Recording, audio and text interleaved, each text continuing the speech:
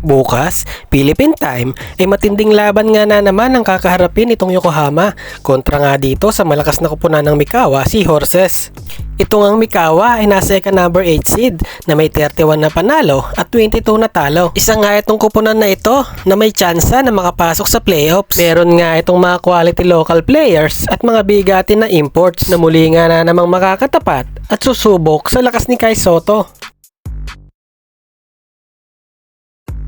Una nga dyan ay itong oversize at main center ng kupunan ng Mikawa na si Gabante Gardner. Dahil nga sa laki ng size ng pangatawan nito, may kabagalan nga itong player na ito, ngunit effective nga ito sa loob ng court at favorite play nga nito yung low post plays na kung saan ay ginagamit nga nito yung size ng kanyang katawan. Ngayong taon ay nag-average ito sa Mikawa ng 18 points, 6.7 rebounds, 3.2 assists, 0.7 steals at 0.4 blocks. At atin nga munang panoorin ang highlights ng center na ito at atin ngang suriin kung kaya nga ba itong tapatan or limitahan ni Kai Sotto.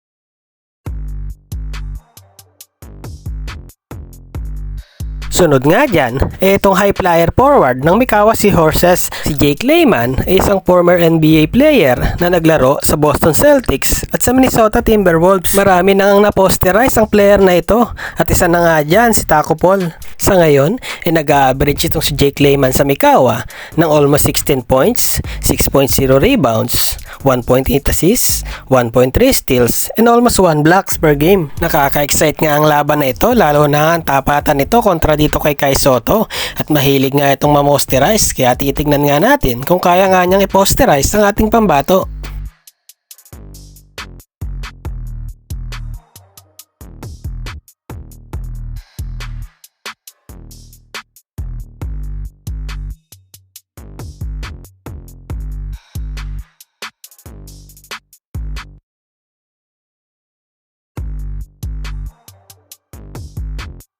At ang huli nga ay itong former G-League and Lakers player at pinakamatangkad sa kupunan ng Mikawa na si Zach August. Batak na nga sa laruan sa NBA G-League ang player na ito. May kabilisan at agile nga itong center na ito. Ngunit may disadvantage nga pagdating sa height dahil malaki nga ang difference ng height nito pagdating kay Kai Sotto.